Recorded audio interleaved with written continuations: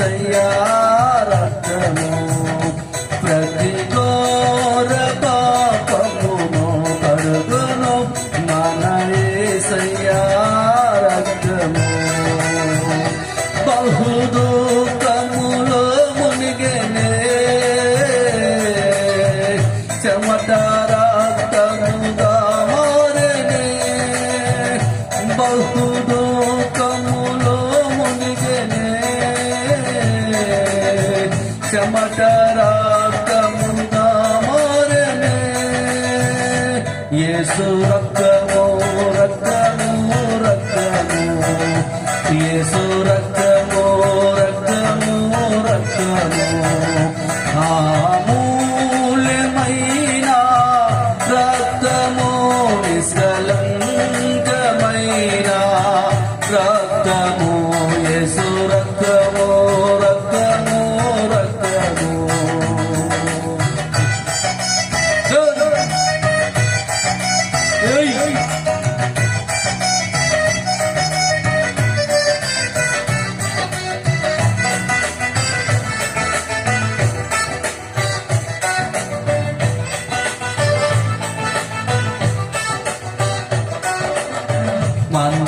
మనసాక్షిని శుద్ధి చేయును మన యేసయ్యా రక్తము మనసాక్షిని శుద్ధి చేయును మన యేసయ్యా రక్తము మన శిక్షను తొలగించెను సంహారకుడే తప్పించెను మన శిక్షను తొలగించెను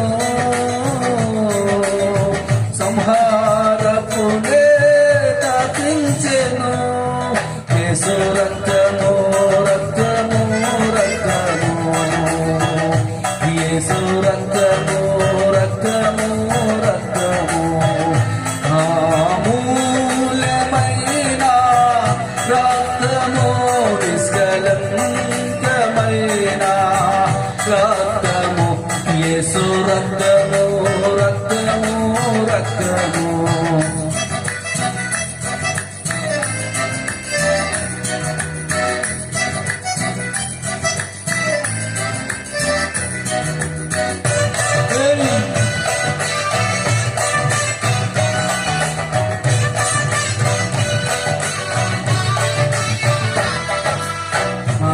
స్థలములో చేర్చును మన యేసయ్యా రక్తము మహాపరిశుద్ధ స్థలములో చేర్చును మన యేసయ్యా రక్తము మన ప్రధాన యాజకుడు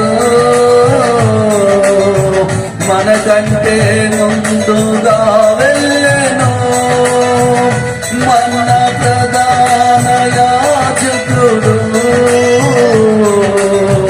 మనకంటే ముందుగా వెళ్ళెను యేసు రక్తము రక్తము రక్తము యేసు రక్తము రక్తము రక్తము అమూల్యమైన రక్తము నిష్కలంకమైన రక్తము యేసు రక్తము రక్తము రక్తము యేసు రక్తము రక్తము రక్తము హల్లెలూయా. యూట్యూబ్లో ఈ ప్రోగ్రాం చూస్తున్నా విడుదల ప్రేట్ మినిస్ట్రీ యొక్క ప్రోగ్రాం చూస్తున్న దేవుని యొక్క బిడ్డలారా మీ అందరికీ నా విడుదల ప్రేట్ మినిస్ట్రీ తరపున నా హృదయపూర్వకమైన వందనాలు. మీరు వాక్యాలు వింటూ మీ జీవితాల్లో దేవుని యొక్క ఆశీర్వాదం మీరు పొందుతున్నారని మేము నమ్మచ్చు. అందరి కొరకు మేము ప్రార్థిస్తున్నాం. మరి ప్రాముఖ్య విషయంలోకి వచ్చాం. దేవునితో సాహసం చేస్తున్నావా? ఈ మెసేజ్ని దేవుడు అవకాశం ఇచ్చినందుకై దేవునికి స్తోత్రాలు చెల్లిస్తున్నాం. మరి ఏబు గ్రంథము ఏబు గ్రంథం 22వ అధ్యాయము 21వ వచనంలో చదువుకుందాం. ఆయనతో సహవాసం చేసిన యెడల నీకు సమాధానము కలుగును, అలాగున మేలు కలుగును. చిన్న ప్రార్థన చేసుకున్నా. పరిశుద్ధుడా, ప్రేమ కలిగిన తండ్రి, నీకు వందనాలు, స్తోత్రాలు తెలుస్తున్నాము నాయన. ఇదిగో ఈటీవీలో చూస్తున్న దేవుని యొక్క బిడ్డలు, మరి నాయన ఫేస్బుక్ లో చూస్తున్న దేవుని యొక్క బిడ్డలను మీరు దీవించండి, ఆశీర్వదించండి. వాళ్ళ జీవితాలలో మరి నాయన వాక్యం వింటుండగా వాళ్ళ కుటుంబాలలో ప్రభా నూరంతర ఆశీర్వాదాలతో నింపి భవిష్యత్తుల్లో మరి నేను మీ సాహసం కలిగిన బిడ్డలుగా దీవించండి, మీరు ఆశీర్వదించమని ప్రార్థన చేస్తున్నాను. ఇక నాయన మీతో సాహసం చేస్తే ఏ విధంగా ఉంటుందో మరి నాయన మా అందరితో మీరు మాట్లాడి మా జీవితాలు నీ మేలుకు తృప్తిపరచమని ప్రార్థన చేస్తున్నాను. ఇదిగో నాయన వాక్యము ధారాళంగా రాకుండా అడ్డుపడుతున్న ప్రతి చీకటి శక్తుల యొక్క ప్రభావాలు యేసు నామంలో పాత్రల్లో బంధిస్తూ ఇదిగో నాయన మీ నామానికి మేము తెచ్చుకుంటాం. యేసు నామంలో ప్రార్థన చేసి అడుగుతున్నాము తండ్రి, ఆమేన్. హల్లెలూయా, హల్లెలూయా. ఏబు గ్రంథం 22వ అధ్యాయం 2వ వచనంలో నీవు ఆయనతో సహవాసం చేస్తే మొట్టమొదటిగా నీకు సమాధానం దొరుకుతుంది. రెండోది ఆయన మేలుతో నీవు తృప్తిపడతావని లేఖనాలు సెలవిస్తున్నాయి. కనుక నీవు ఆయనలో సహవాసం చేస్తే, నీవు దేవునితో ఉంటే ఏం జరుగుతుందో చూడండి. దేవునితో సహవాసం చేస్తే మేల కీడ చెప్పాలి. వీటిలో చూసిన దేవుని యొక్క బిడ్డలారా, దేవునితో సహవాసం చేస్తే మేలు కలుగుతుందా, కీడు కలుగుతుందా? ఒకసారి మనం చెప్పాలి. మీకేమాత్రము కీడు కలగదు, కీడు కలిగేదే కాదని దేవుని వాక్యం సెలవిస్తుంది. దేవునితో సహవాసం చేస్తే మేలే కదా, మేలే కదా దేవుని వాక్యం చెప్తుంది. దేవునితో సహవాసం చేస్తే మొట్టమొదటిగా నీ జీవితంలో సమాధానము దొరుకుతుంది, అలాగే మేలులు కలుగుతాయని ఏబు ద్వారా దేవుడు తెలియపరుస్తున్నాడు. కనుక నీ ఆత్మ జీవితం ఈ రోజున ఎవరితో సహవాసం చేస్తున్నావు, ఎవరితో నీవు జీవిస్తున్నావు, ఎవరితో కలిసి నీవు సహవాసం చేస్తున్నావు? సహోదరి సహోదరుడా, ఈ టీంలో చూస్తున్నా దేవుని యొక్క బిడ్డలారా, ఈ రోజు నీ సహవాసం ఎవరితో? నీ సహవాసం ఎవరితో? దేవుని యొక్క వాక్యం చెప్తుంది, నాతో నీవు సహవాసం చేస్తే నీకు సమాధానం దొరుకుతుంది. కొన్ని కుటుంబాలలో సమాధానాలు ఉండవు.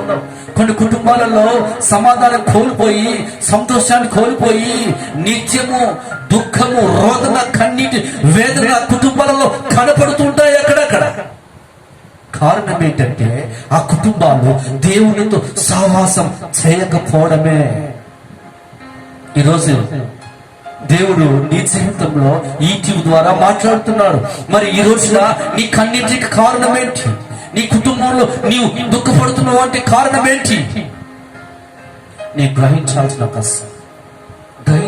ఒక సమయం ఆసనమైంది. ఏంటిదంటే నీవు దేవునితో సహవాసము చేయడము లేదనేది నువ్వు గ్రహించాలి, ఆలోచించాలి.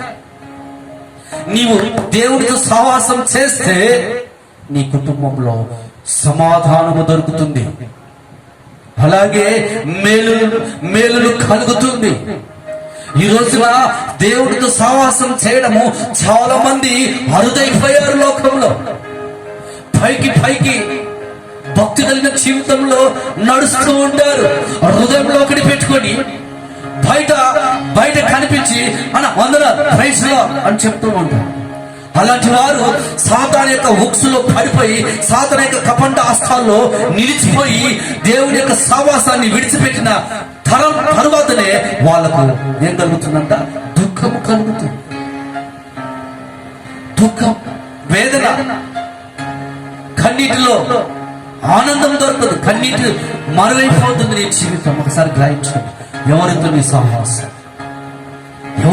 సహవాసం ఈరోజు సండేదే ఆదివారం వచ్చినప్పుడు దేవునితో సహవాసం చేసి ఆరాధించే మనసు నీకుండదు. దేవుని పని చేయాలని ఆలోచన గ్రహింపు నీకుండదు. కానీ కారణం ఏంటంటే నీవు దేవునితో సహవాసం చేయలేదు కనుకనే ఈ రోజున నీవు నీ కుటుంబంతో కన్నీటితో దుఃఖముతో వేదనతో అనుభవిస్తున్నావు. దేవుడు చెప్తున్నాడు, కన్నీటితో ఉన్నావా? నీ కుటుంబం బాధతో అనుభవిస్తున్నావా? నీ కుటుంబం పాపము చేత నింపబడి, వేదన చేత నింపబడి, నీ గుండెల్లో భారం చేత నింపబడి, ప్రయాసపడి భారం మోసుకుంటున్న సమస్త జనులారా నా దగ్గరికి రండి, నాతో సహవాసం చేయండి. నేను నీ కన్నీటిని తుడుస్తాను, నేను నేను నాట్యంగా మారుస్తాను. నీ కన్నిటిని ఆంతరము ఏంటిదో నేను గ్రహించి దాన్ని నేను తీసివేస్తాను. ఆ ద్వారా నీకు, నీ కుటుంబంలో, నీ పిల్లలకు, నీ భర్తకు, నీకు నా మేలులతో నేను తృప్తిపరుస్తాను. ఎంతమంది దేవుడితో సహవాసం చేయాలని ఇష్టపడుతున్నారండి? ఆలోచించండి. ఆలోచించండి. ఎలా ఉంది ఈ రోజున నీ జీవితం? ఎవరితో నీ సహవాసం? ఎవరితో నీవు కలిసి జీవిస్తున్నావు? దేవుని యొక్క సహవాసంలో జీవిస్తున్నావా, లేక సాతాను యొక్క సహవాసంలో జీవిస్తున్నావా? దేవుని యొక్క సహవాసంలో జీవిస్తే నీకు సమాధానం. సాతాను యొక్క సహవాసంలో జీవిస్తే నీ కన్నీటికి కారణం ఏంటో తెలుసా? కన్నీరు విడవబడతావు, దుఃఖంతో నింపబడతావు, సంతోషం ఉండదు, సమాధానం ఉండదు, నెమ్మది ఉండదు, ఆరోగ్యం కోల్పోతావు. బంధువుల మధ్య, రక్తబంధువుల మధ్య నీవు వేలనగా మార్చబడతావు. కారణం ఏంటంటే నువ్వు చేసే సహవాసం మీద ఆధారపడి ఉందన్న సంగతి నీవు ఈరోజు గ్రహించరా? ఎవరితో నీ సహవాసం? నా యేసయ్యతోనా, లేక కపం దాస్తాలతో నిలిచిపోయి, సాతాను యొక్క ఉక్సులో నిలిచిపోయి ఈరోజు వేదన చెందుతున్నావు? యూట్యూబ్ చూస్తున్న దేవుని యొక్క బిడ్డలారా, ఎవరితో నీ సమాధానం? ఎవరితో నీ సహవాసం? ఎవరితో నీ సహవాసం? ఒకసారి ఆలోచన. దేవుని సన్నిధికి రావటానికి ఇష్టపడలేవు. దేవుడి సన్నిధిలోకి వచ్చి ప్రార్థన చేయడానికి ఇష్టపడవు. దేవుడి సన్నిధిలోకి వచ్చి దేవుడు చేస్తున్న మేలులకు కృతజ్ఞత కలిగి ఆరాధించలేకపోతున్నావు. కారణం ఏంటి? ఎవరితో ఈరోజు నువ్వు సహవాసం చేస్తున్నావు? ఒకసారి నువ్వు ఆలోచిస్తే, నీ ఆత్మ జీవితంలో నెమ్మది లేక నువ్వు బాధపడుతున్నట్లయితే ఒకసారి నువ్వు గమనించు. ఒకసారి ఆలోచించండి, జస్ట్ ఆలోచించండి. ఎందుకు సమాధానం లేకపోయింది? నా భర్తకు నాకు ఎందుకు సమాధానం లేకపోయింది? నా పిల్లలు నా మాట వినలేకపోతున్నారు. కారణం ఏంటి నా పరిస్థితి అని నువ్వు గమనించి ఆలోచన చేస్తే దేవుడు ఒక వాక్యం చెబుతుంది. ఏం చెప్తుందో తెలుసా? చదువు మరొకసారి. ఏం చెప్తుందో చూడు దేవుని యొక్క వాక్యం. నీవు ఆయనతో సహవాసం చేస్తే నీ జీవితంలో ఆయన గొప్ప సమాధానం నీకు అనుగ్రహించబడుతుంది. ఈరోజు పైకి మాత్రమే కనిపిస్తున్నావు, లోపల మటుకు నీ హృదయంలో వేదన చెందుతూ, వేదనతో బాధపడుతున్నావు. పైకి మటుకు ప్రజల మధ్య, కుటుంబాల మధ్య, ఇరు పొరుగుల మధ్య పైకి మాత్రమే కనపడుతూ నవ్వుతున్నా, కానీ నీ గుండెల్లో ఉన్న ఆంతరంగం ఏంటో నువ్వు ఈరోజు గ్రహించలేకపోతున్నావు. కారణం ఏంటి? ఆలోచించండి సహోదరి, సహోదరు. ఈ రోజు నా దేవుని సహవాసం చేయక ఎంతమంది కుటుంబాలు పాడైపోతున్నాయో ఒకసారి నువ్వు భావిస్తున్నావా? ఆలోచించండి. మన అధ్యక్షం, దేవుని సహవాసం ముఖ్యమా? అర్థం చేసుకోవాలి. క్రైస్తవ యొక్క బిడ్డలు, దేవుని యొక్క బిడ్డలు అర్థం చేసుకోవాలి. దేవుని యొక్క బిడ్డలారా, దేవునితో సహవాసం ఉందే ఈ రోజున, దేవుని యొక్క సహవాసం ఉందే ఈ రోజు. ఒకసారి ఆలోచించండి. దైవజనులలో మనం బిలీ గ్రహం గారు తీసుకుంటే, ఆయన 12 సంవత్సరాలు వయసులో రక్షణ పొంది, తన 12 సంవత్సరాల్లో రక్షణ పొంది 24 గంటలు దేవుని సన్నిధిలో కొన్ని గంటలు మాత్రమే తను వాడుకునేవాడు. ఈ రోజున మరి నువ్వు ఎన్ని గంటలు దేవుని సన్నిధిలో గడుపుతున్నావు? కానీ బిల్లీ గ్రహాం గారు 12 సంవత్సరాలనే 24 గంటలు, రోజుకు వచ్చేసి 24 గంటల్లో కొన్ని గంటలు మాత్రమే ఆయన కొరకు వాడుకొని మిగతా గంటలన్నీ దేవుడి సన్నిధితో సావాసం చేస్తూ గడుపుతూ ఉంటాడండి. గడుపుతూ ఉంటాడు. గడిపాడు. 24 గంటల్లో కొన్ని గంటలు దేవుడు ఆయనకు వాడుకొని మిగతా కొన్ని గంటలు దేవుడి కొరకు ఆయన కరిగిపోయాడు. దేవుడితో సావాసం చేశాడు ఆ గంటలలో. మరి ఈ రోజున నువ్వు ఎవరితో సావాసం? ఎన్ని గంటలు దేవుడి సన్నిధిలో సావాసం చేస్తున్నావు? 24 గంటలు నీ కొరకు వాడుకుంటున్నావు. కనుకనే నీ కుటుంబంలో సమాధానం లేకపోతే, లేదా 24 గంటల్లో కొన్ని గంటలే నీవు నీ వరకు వాడుకొని, నీ కుటుంబం కొరకు వాడుకొని మిగతా సమయం అంతా దేవుడితో సవాసం చేస్తూ దేవుని సన్నిధిలో నువ్వు కనిపెడుతూ ప్రార్థన చేస్తూ ఉన్నావా? ఆలోచించండి సహోదరి సహోదరులు, ఆలోచించండి. ఆత్మీయులు కొన్ని గంటలు ఆయన కొరకు వాడుకునేవాడు, మిగతా గంటలు దేవుడితో సావాసం చేసేవాడు. ఆయన జీవితంలో మేలు కలిగింది. బిల్లీ గ్రహాం గారు 99 సంవత్సరాలు వచ్చేసరికి కొన్ని వందల లక్షల మందికి సువార్త చేసినాడు. కారణం ఏంటి? ఆ వైరాగ్యం ఏంటి అంటే ఆయనతో సావాసం చేసిన వ్యక్తి ఎవరైనా, నీవైనా ఆయనతో సావాసం చేస్తే నిన్ను కూడా అలాగనే వాడుకుంటున్న సంగతి వాస్తవం. హల్లెలూయా, హల్లెలూయా. ప్రభావితం చేస్తుంది. ఆయన జీవితంలో వందల లక్షల ప్రసంగాలు దేవుని కొరకు చేశాడు. వందల లక్షల ప్రసంగాలు ఆయన ఆత్మీయ జీవితంలో ప్రసంగాలు చేశాడు.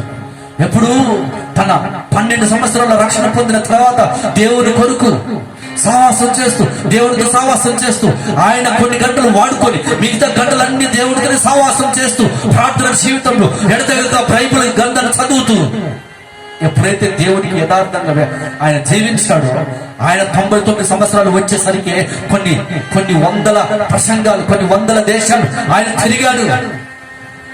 దేవుని యొక్క ప్రతినిధిగా, దేవుని కొరకు వైరాగ్యం కలిగి. ఈ రోజున నీకు నాకు ఆ వైరాగ్యం కలిగి ఉందా? ఆలోచించండి సహోదరు, ఆలోచన. ప్రభు యొక్క ముద్దు బిడ్డగా మారిపోయాడు. ఎవరు? బిల్లీ గ్రహాం గారు. మరి ఈరోజు దేవుని యొక్క బిడ్డగా ఉన్నావా? దేవుని యొక్క బిడ్డగా నువ్వు మారాలని ఆశపడినవా? అయితే దేవుని బిడ్డగా నువ్వు మారాలని నువ్వు ఆశపడితే నీవు నీ జీవితాన్ని దేవునితో సావాసం చేయాలి. ఈ రోజు నుంచి దేవునితో సావాసం చేసి ఒక తీర్మానం కలిగి, నేను దేవునితో సావాసం చేస్తున్న ఒక తీర్మానం చేయి. దేవుడు నిన్ను ముద్దు బిడ్డగా ఆయన మారుస్తాడు.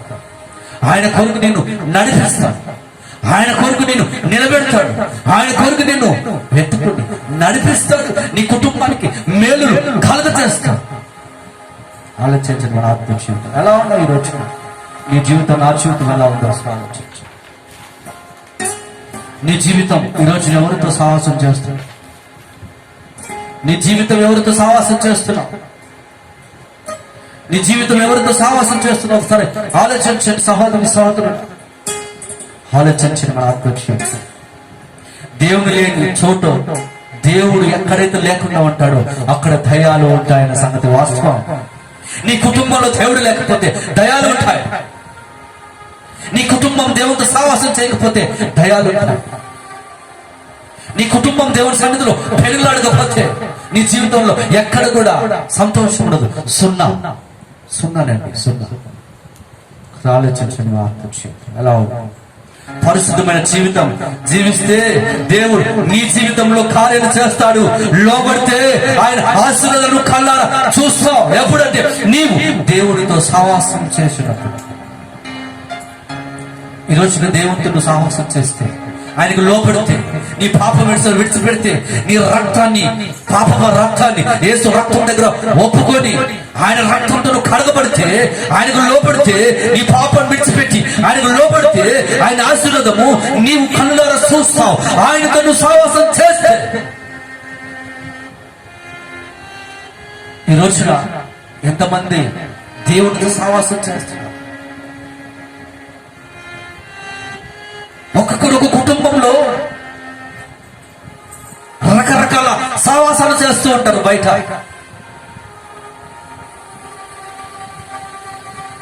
నిండు నిన్న ఒక విషయం నాకు తెలుసు. ఒక పాస్టర్ తన భార్య ఏడుస్తున్నాడు.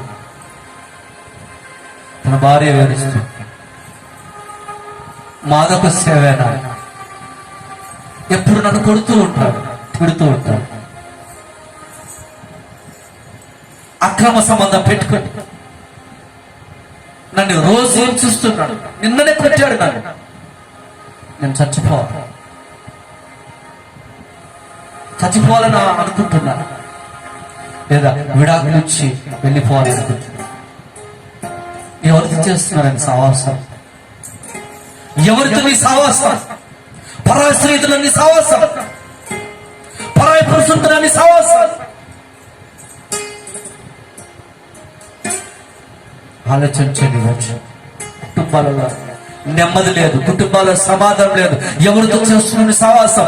నా దేవుని యొక్క వాక్యం చెబుతుంది, నీవు నాతో సావాసం చేస్తే నీకు సమాధానం దొరుకుతుంది. ఆయన మేలుతో నువ్వు తృప్తి పొందుతావు. గుండెలు తరుక్కుపోయే మాట విన్నప్పుడు బాధ కలిగింది, వేదన కలిగింది. ఆలోచించండి. నీ సావాసం ఎవరితో నీ సావాసం? ఎవరితో నీ సావాసం? నేను మళ్ళీ కుచ్చి చెప్తున్నాను. ఎవరితో నీ సావాసం? భర్తకు తెలియకుండా వేరే వారితో సావాసం, భార్యకు తెలియకుండా వేరే పరాయి స్త్రీతో నీ సావాసం. నీ కుటుంబంలో సమాధానం ఉండదు సహోదరుడు, నెమ్మది ఉండదు సహోదరుడా, సంతోషం ఉండదు సహోదరుడా.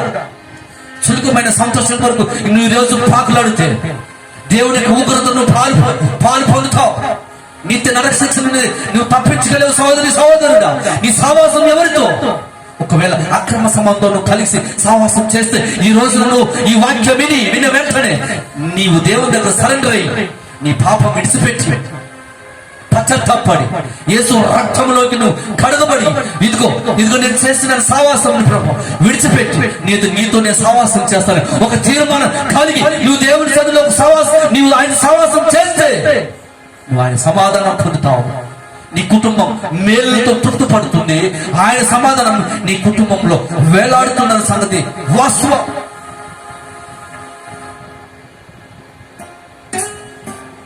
అక్రమ సంబంధాలు పెట్టుకొని కుటుంబాలలో నెమ్మది లేకపోతున్నారు. అక్రమ సంబంధాలు పెట్టుకొని సావాసం చేస్తూ నెమ్మది లేకుండా కుటుంబాలు పాడైపోతున్నాయన్న సంగతి వాస్తవం. ఈ రోజున ఎవరితో నీ సావాసం? ఎవరితో నీ సావాసం? ఎవరితో నీ సావాసం? ఆలోచించండి సోదరు. దావీదు జీవితంలో చూస్తే దేవుని లోబడి, అందుకే ఎక్కడో గొర్రెలు కాచుకుంటున్న వ్యక్తిని దేవునికి లోబడితేనే ఎక్కడో గొర్రెలు కాచుకున్న దావీదు తీసుకొచ్చి సియోను పురంలో ఒక రాజుగా నియమించాడండి. కారణం ఏంటంటే ఆయన లోబడాడు, ఆయనతో సావాసం చేశాడు. నీవు ఆయనకు లోబడి ఆయనతో సావాసం చేస్తే ఈ రోజు నా కుటుంబంలో నేను దరిద్రంగా ఉన్నానని నువ్వు అనుకుంటే దేవుడు ఒక దినాన నిన్ను నీ కుటుంబాన్ని సమృద్ధితో ఆయన దీవిస్తాడు. లోబడ, పాపాన్ని విడిచిపెట్టాలి, మార్పు చెందాలని నీ జీవితం. ఒకప్పుడు అన్న నన్ను చూస్తే ఛీ అనేవారు, ఇప్పుడు నన్ను చూస్తే వందనాలు చెప్తున్నారు అన్న అని చెప్పే జీవితంగా మార్చబడాలి. కారణం ఏంటి? యేసు నీ హృదయంలోకి వచ్చినప్పుడు ఆ విధంగా దేవుడు నిన్ను నడిపిస్తాడు. నువ్వు ఆహ్వానించినప్పుడు ఎవరిని మనసుని కాదు, దేవునితో సావాసం చేస్తూ దేవుని నీ హృదయంలోనికి నీ ఇంట్లోనికి నువ్వు ఆహ్వానించాలి. ఎవరైతే ఈరోజు నీ సావాసం? ఆలోచించు. ఎక్కడ కూర్చోబెట్టాడు దావీదు అంటే సియోను పురంలో ఒక రాజుగా నియమించాడు. సియోను పురం ఎందుకు ఈరోజు నువ్వు బాధపడుతున్నావు చెప్పమాట? గుండెల్లో ఒకటి పెట్టుకొని ఇంటికొచ్చి అక్కడ బాగా సంతోషంగా ఉండి ఇంటికొచ్చి విసుకుతుంటావే, గుండెల్లో పెట్టి బయట పెట్టావు.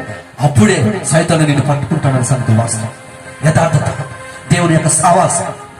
దేవుని యొక్క ప్రార్థన జీవితం, సహవాసం, దేవుని యొక్క సంగమత సహవాసం, దేవునితో నిత్యము నీవు అనుబంధం, సంబంధం, దేవుని యొక్క సహవాసం లేక ఎవరికి ఈరోజు సహవాసం? యవనస్తులు ఎప్పుడు చుట్టిల్లిపోతుంటారు, ప్రేమ ప్రేమ ప్రేమ అని. మరి నీ యవనస్తుడా, నీ సహవాసం ఏంటి? యవనస్తుడు నీ సహవాసం ఎవరితో? ఎవరితో నీ సహవాసం? కుటుంబాలు పాడైపోతున్నాయి, కుటుంబాలు పాడైపోతున్నాయి దేవుని యొక్క సహవాసం లేక.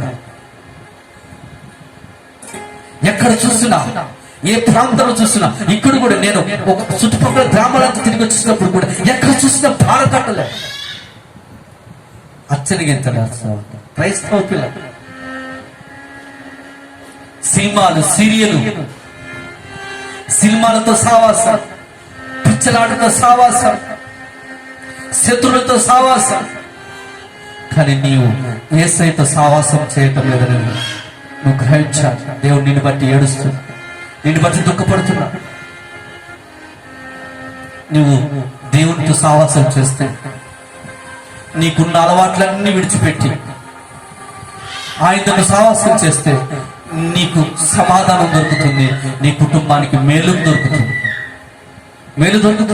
గమనించండి, అందరితో ధృవీకరించబడిన వ్యక్తి దావీదు, అందరూ అవమానించబడిన వ్యక్తి దావీదు, అందరూ వేలం చేపించుకున్న వ్యక్తి దావీదు. వేలం చేశారు అందరూ, ఆయనను చూస్తే విసిగించుకున్నారు, అవమానపరిచారు. ఆయనను ఎంత ధృవీకరించారంటే అంత ధృవీకరించిన వ్యక్తి. బట్ మనసును ధృవీకరించినప్పుడు కూడా దావీదు మహారాజు ఎవరితో సహవాసం చేశాడంటే దేవునితో సహవాసం చేశాడు. కనుకనే దావీదు మహారాజును అరణ్యంలో గొర్రెలు కాచుకుంటున్న వ్యక్తిని తీసుకొచ్చి సీయోను పురంలో రాజుగా నియమించాడు. ఈ రోజున నీ కుటుంబంలో నీకు విలువ లేకపోయినా సరే, నీ కుటుంబంలో నిన్ను గౌరవించకపోయినా సరే, నిన్ను అవమానపరుస్తున్నా సరే, నిన్ను కించపరుస్తున్నా సరే, నిన్ను తీసివేసినా సరే, నీవు దేవునితో సహవాసం చేస్తే నీ కుటుంబంలో నిన్ను నా యేసు తలగా ఉంచుతాడు.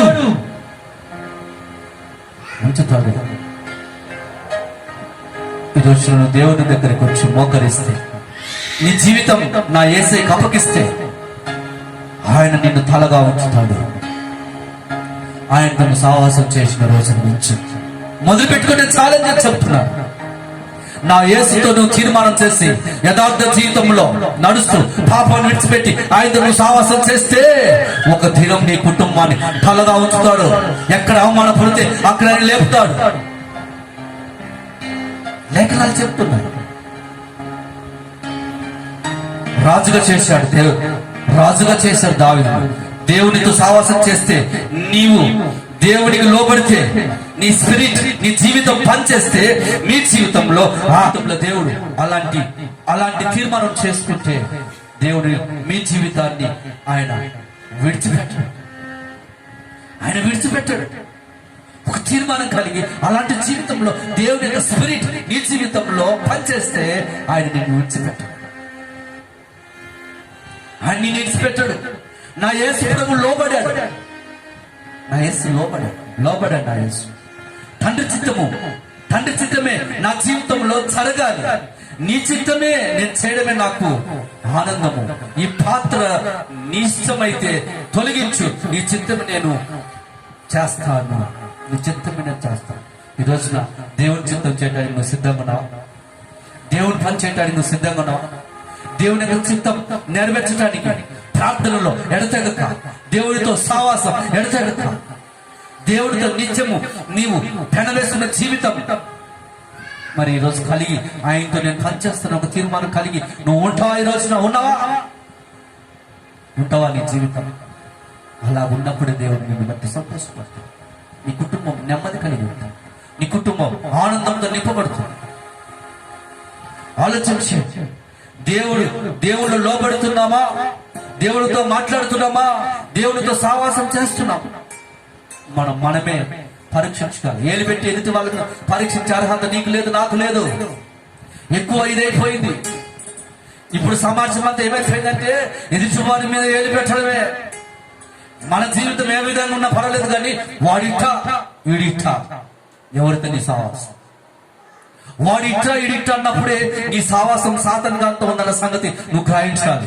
దేవుని యొక్క సావాసంతో నువ్వు కలిసి వచ్చే నీ జీవితాన్ని గురించి నువ్వు పరీక్షించడం మొదలు పెడతావు అన్న సంగతి ఈ రోజు నువ్వు గ్రహించాలి. ఆలోచించండి సోదరు. శరీరం ఇచ్చాడు, ఎవరు పని చేయాలి? దేవుడు నీ కొరకు పని చేయాలి. దేవుడి కొరకు నువ్వు పని చేయాలి. దేవుడు నీకు చేతులు ఇచ్చాడు, కాళ్ళు ఇచ్చాడు, శరీరం ఇచ్చాడు. మరి ఎవరి పని నువ్వు చేస్తున్నావు? ఎవరు పని చేస్తున్నావు? నీ పనేనా నీ రోజంతా? నీ పనేనా రోజంతా? ఎప్పుడు నీ పనేనా? ఆలోచించేయండి, చూడండి, ఆలోచించండి. యేసయ్య మాట ఒక మాటను నీకు బైబిల్ గ్రంథంలో నేను చూపించాలని కోరుకుంటున్నాను. ఫిలిప్పీయులకు రాసిన పత్రిక 2వ అధ్యాయము 21వ వచనంలో చూడండి. అందరూ తమ సొంత కార్యములనే చూచుకొనుచున్నారు, కానీ యేసుక్రీస్తు కార్యాలు ఎవ్వరు చూడటం లేదండి. అందరూ సొంత కార్యాలే పనులకు పరిగెత్తుతున్నారు.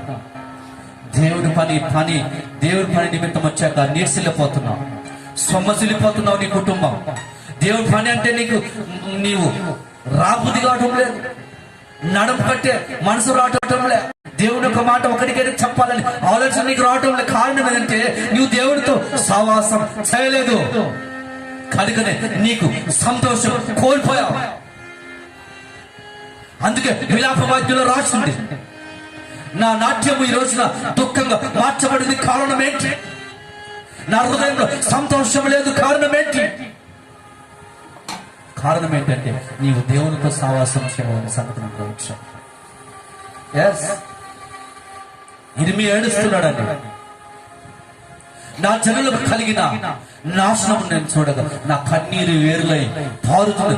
దేవుని యొక్క బిడ్డ దేవునితో సావాసం చేస్తే పాపంలో ఉండే వారిని చూసి కన్నీరు కారుస్తుంది. దేవుని యొక్క బిడ్డ దేశం కొరకు కన్నీరు కారుస్తుంది, మన రాష్ట్రం కొరకు కన్నీరు కారుస్తుంది.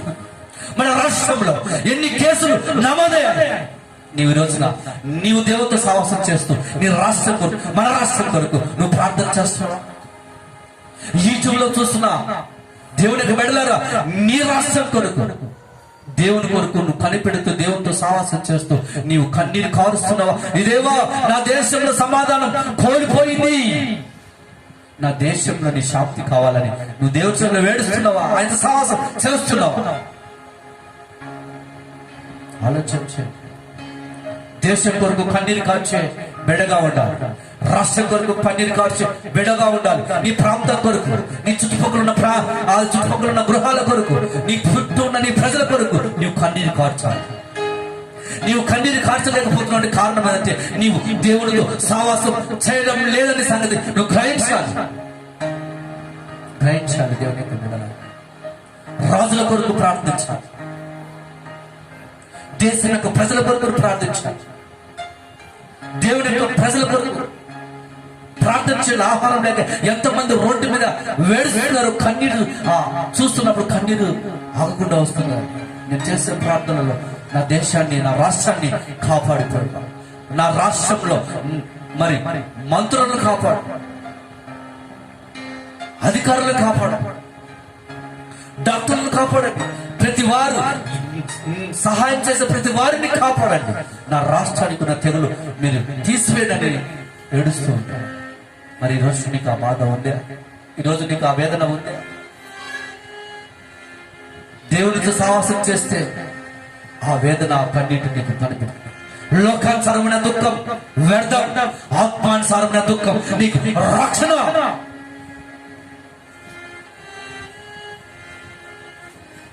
ఎదుటి వాళ్ళకు నువ్వు సహాయం చేయకపోయినా పర్వాలేదు, ఎదుటి వాళ్ళ కొరకు నువ్వు కన్నీటి ప్రార్థన చేయి. దేవుడు నిన్ను, నీ కుటుంబాన్ని దీవిస్తాడు. రాష్ట్రం అంటే అల్లకోలం అయిపోతుంది. రాష్ట్రం కోసం, దేశం కొరకు, దేశ ప్రజల కొరకు, దేశ నాయకుల కొరకు, దేశ అధికారుల కొరకు మరి నువ్వు కన్నీరు కారుస్తున్నావా? ఆ దుఃఖం నీకు లేదు, ఎందుకంటే దేవునితో సావాసం నువ్వు చేయలేదు. అందుకే నా ప్రభు యెరూషలేము పట్టణం చూసి కన్నీరుతో వేడుస్తున్నాడు. కారణం ఏంటంటే ఆ పట్టణం పాడైపోతుంది. పడుతున్నానని నా యేసు కన్నుల నిండా నీరు పెట్టాడు. ఆ వేదన నీకు ఉంటే ఈ రోజు నీ దేశం కొరకు, నీ రాష్ట్రం కొరకు, నీ దేశ ప్రజల కొరకు, నీ దేశంలో ఉన్న ప్రతి అధికారి కొరకు, దేశ నాయకుల కొరకు కన్నీరు కారుస్తావు. నా యేసు కార్చాడు. దేవుని యొక్క ప్రేమ, దేవుని యొక్క ఆత్మ నీలో ఉంటే, ఆ స్పిరిట్ నీలో పనిచేస్తే, దేవునితో సావాసం చేస్తే నీవు ఆటోమేటిక్ గా దేవుని యొక్క ప్రతినిధిగా ప్రజల కొరకు ఏడుస్తావు, ప్రజల కొరకు కన్నీరు కారుస్తావు. నా అనుదినమైన ప్రార్థన ఇదేనండి, నా దేశాన్ని కాపాడు, నా దేశంలో ఈ తెగులు ఆపేయండి, నా దేశంలో ఉన్న ప్రతి వారిని కాపాడండి, ఆకలి లేక అలగటిస్తున్న వారిని కాపాడుకోవాలి.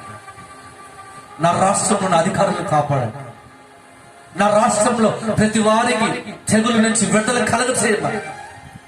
ఆగిపోవాలి ఈ తెగులని కన్నీరు కారుస్తున్నాను. ఎత్తులకు చెప్పటం లేదు, ఇవాళ నేను పట్టుదలతో చెప్తున్నాను, చేసి చూపిస్తున్నాను. ఛాలెంజ్ దేవుని సన్నిధిలో, దేవుని యొక్క ఆత్మ నీలో ఉంటే ఆ కార్యం నువ్వు ఇప్పుడే ఈ క్షణమే నీ దేశం కొరకు, నీ రాష్ట్రం కొరకు, నీ ప్రాంతం కొరకు, నీ మండలాల కొరకు, నీ డిస్ట్రిక్ట్ కొరకు, నీ ప్రాంతం ఉన్న నీ ప్రజల కొరకు, నీ ప్రాంతం ఉన్న నీ చుట్టుపక్కల ఉన్న కుటుంబాల కొరకు, నీ కుటుంబం కొరకు నువ్వు ప్రార్థన చేస్తావు. చివరిగా అందరి కోసం ప్రార్థన చేసి నా కుటుంబం కొరకు, నా కొరకు నేను ప్రార్థన చేయడం మర్చిపోతాను. ఆలోచన చేయండి, ఈరోజు ఎవరితో నీ సావాసం, ఎవరితో ఈరోజు నీ సావాసం, ఎవరితో దేవుడు ఏడుస్తున్నాడు. నా పని ఎవరు చేయటం లేదు బిడ్డ, అందరు సొంత కార్యాలు చేసుకుంటారు.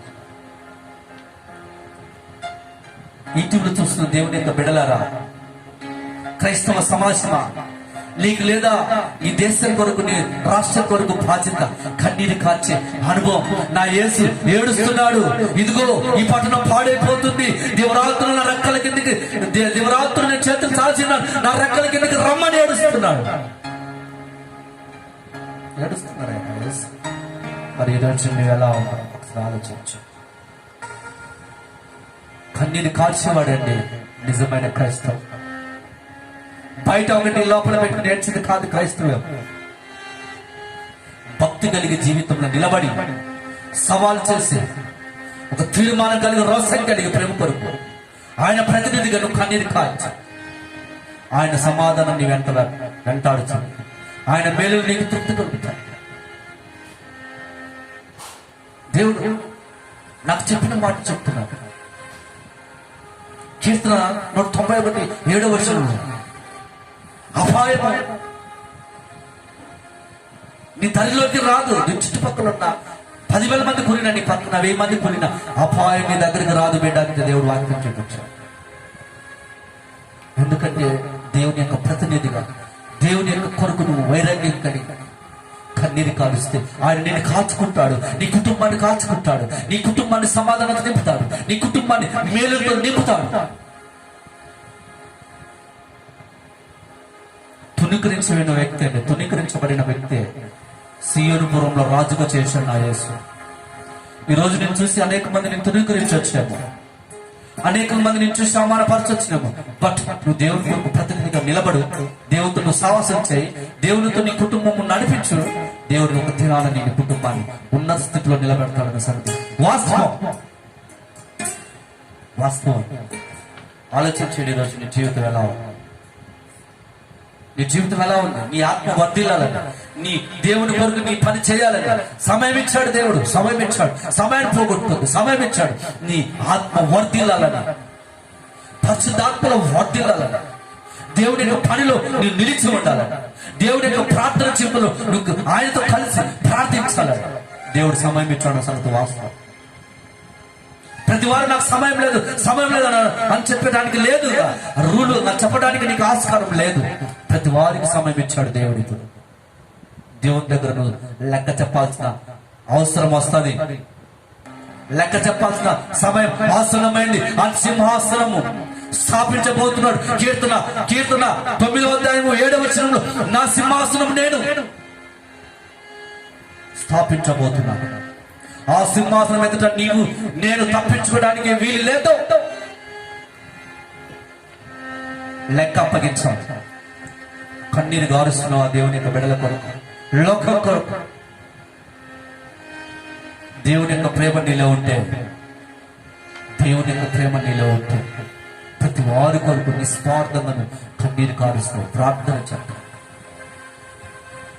ఆలోచించండి దేవుని యొక్క బిడ్డల, ఆలోచించండి. మన ఆత్మ ఎలా ఉంది ఆలోచించు. ఆయన రాజ్యం కొరకు పరితపిస్తున్నావా? ఆయన మహిమ కొరకు పరితపిస్తున్నావా? ఆయన రాజ్యం కొరకు తప్పిస్తున్నావా? ఆయన మహిమ కొరకు తప్పిస్తున్నావా? ఈ జీవితం ఆలోచించండి. నేను జీవితం ఎలా ఉండవచ్చు, ఎలా ఉంది ఈరోజు నీ జీవితం, ఎలా ఉంది ఈరోజు నీ జీవితం? సువార్త భారం కలిగి ఉంది. సువార్త చెప్పాలి నేను అవుతుంది. సువార్త భారం నీ మీద మోపబడి ఉంటే, సువార్త భారంను నిర్లక్ష్యం చేస్తే ఒక తీర్మానం కలిగి నీతోనే సాహసం చేస్తానయ్యా. ఒక తీర్మానం కలిగి సువార్త మోసుకు వెళ్ళేవా నువ్వు నడవాలి. దేశం అంతా తెగులుతో నింపబడింది కనుక ఇదిగో నా దేవుడు చెప్తున్నాడు, దేవునికి లోపడండి, ఆయన రక్షిస్తాడని, కాపాడుతాడని నువ్వు సువార్త ప్రకటించాలి. అది నా యేసయ్య కోరిక, అది నా యేసయ్య ఇష్టపడేది. చివరిగా గళిత పత్రిక 6వ అధ్యాయం 9-10 వచనంలో చూడండి.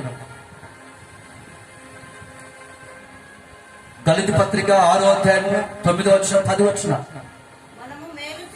మనము మేలు చేయాలి, మనము మేలు చేయటంలో విసుగకుండా ఉండాలి. ప్రార్థన సరే, ప్రజల కొరకు, దేశం కొరకు, దేశ నాయకుల కొరకు, రాష్ట్రం కొరకు, రాష్ట్ర నాయకుల కొరకు, అధికారుల కొరకు, ప్రతి వారి కొరకు విసుగకుండా మేలు చేసే ప్రార్థన జీవితం ఉండాలి. అలయక మేలు చేయాలి. అలయక తగిన కాలం మందు మనల్ని దేవుడు ఆశీర్వదిస్తాడు. కాబట్టి మనకు సమయం దొరికిందని అందరి ఎడల విశేషముగా విశ్వాస గృహమునకు చేరిన వారి ఎడల మేలు చేయాలి. విశ్వాస గృహం అంటే సంఘం. మన క్రైస్తవం యొక్క పిల్లలమైన దేవుని యొక్క ప్రేమ నీలో నాలో ఉంటే ప్రతి వారికి మనం సహాయం చేస్తూ ఉంటాం. ప్రతి వారి కొరకు సహాయం చేయాలి. నువ్వు అడగచ్చు, అన్న మా కాడ డబ్బు లేదు, మా కాడ మరి భోజనం పెట్టడానికి డబ్బు లేదని. ఐ డోంట్ ఐగా దేవుడు గురించి చూశాను. నీవు ప్రార్థన చేస్తే సార్ నీ జీవితం ఆయన నిన్ను బట్టి సంతోషిస్తా. మేలు చేసే అనుభవం నీకు విసుకూడదు. విశ్వాస జీవితంలో స్థిరపడి అనేకులకు దేవుని యొక్క ప్రేమతో సువార్త చెబుతూ దేవుని సన్నిధిలో నడిపించితే వాళ్ళ కుటుంబాలు దేవుడు దీవిస్తాడు. వర్ధలతో మేలు కలుగుతుంది. నువ్వు ఎప్పుడైతే పాపంలో ఉన్న వారికి నువ్వు సువార్త చెప్తావో అతని మనసు దేవుని వైపు ఎప్పుడైతే నడుస్తుందో, దేవునితో సాహసం చేస్తుందో, అప్పుడు ఆ కుటుంబం దేవుని యొక్క మేలుతో తృప్తిపడుతుంది. ఇదే గొప్ప సహాయం. నువ్వు చేసేది ఇదే గొప్ప సహాయం. నువ్వు డబ్బు పియవలసిన అవసరం లేదు, భూమి పెట్టాల్సిన అవసరం లేదు. నీకుంటే పెట్టవచ్చు, పెట్టొద్దని నేను చెప్తాను. ఉంటే పెట్టచ్చు, లేకపోతే నువ్వు చేసే విషయంలో అలసిపోకుండా, మేలు చేసే విషయంలో నీవు బాధపడకుండా ప్రేమ చూపిస్తూ దేవునితో సావాసం చేస్తూ అనేకులను దేవుని సన్నిధికి నడిపించు. నిన్ను నీ కుటుంబాన్ని దేవుడు మేలుతో తొత్తుపరుస్తాడు. దేవుని వాక్యం చదివిస్తుంది. ఏడు గ్రంథము 22వ అధ్యాయం 2వ వచనం, నీవు దేవునితో సావాసం చేస్తే నీకు సమాధానము దొరుకుతుంది, మేలు దొరుకుతుంది. కనుక ఈ వాక్యం విన్న సహోదరి సహోదరులారా, దేవుని యొక్క బిడ్డలారా, యవనస్తులారా, ఈ వాక్యం వింటున్న నీ జీవితంలో ఒకవేళ లోకానుసారమైన సాహసం నీలో ఉంటే ఒక తీర్మానం కలిగి ప్రవేశమే ప్రార్థన చేసుకుందాం. ఒక తీర్మానం కలిగి దేవుని సన్నిధిలో ప్రార్థన చేసుకుందాం. చిన్న ప్రార్థన చేసుకుందాం. ప్రభు, నా జీవితం లోకంలోనైనా సాహసం చేస్తూ, లోకంలో నేను సాహసం చేస్తున్నా ప్రభు. నేను కన్నీటి మరుగులో మునిగిపోయానయ్యా. నా కుటుంబం సమాధానం లేకుండా చేశానయ్యా అని ఒక తీర్మానం కలిగి నువ్వు జీవిస్తే దేవుని చెవులో తీర్మానం చేస్తే, దేవుడితో అయ్యా నీతోని సాహసం చేస్తాను ఒక తీర్మానం చేస్తే, దేవుడు నీ జీవితంలో గొప్ప సమాధానం ఇవ్వబోతున్నాడు. అలాగే కాదు, ఆయన మేలులతో నీ కుటుంబాన్ని తృప్తిపరచబోతున్నాడు. ప్రభావానికి స్తోత్రాలు. ఎంతమంది యూట్యూబ్లో చూస్తున్నారు, ఈ ప్రోగ్రాంలు చూస్తున్న ప్రతి బిడ్డలను, యూట్యూబ్ లో సబ్స్క్రైబ్ చేసిన ప్రతి ఒక్క దేవుని బిడ్డలను ప్రభు మీరు దర్శించండి. అయ్యా మీ సమాధానం వాళ్ళకి అనుగ్రహించండి, మీ మేలుతో తృప్తిపరచండి, మీరు ఆశీర్వదించండి. సాతాను యొక్క కపటాస్తాల నుంచి వాళ్ళకు విడుదల కలగచేయండి, నెమ్మదిని కలగచేయండి. వాళ్ళ విశ్వాస జీవితంలో ప్రభు విసుకకుండా అనేకులకు సహాయకారిగా ఉన్నట్లుగా మీరు సహాయం చేయండి. అనేకులకు మేలు కలిగినట్లుగా ఆ బిడ్డలను దీవించండి. కుటుంబాలు సమాధానంతో నింపండి, ఆశీర్వాదంతో నింపండి. ఇంతవరకు నీ సన్నిధి మాతో వచ్చింది. నీ స్తోత్రం యేసయ్య పరిశుద్ధ నామమున వేడుకుంటున్నాము తండ్రి. ఆమేన్, ఆమేన్, హల్లెలూయా.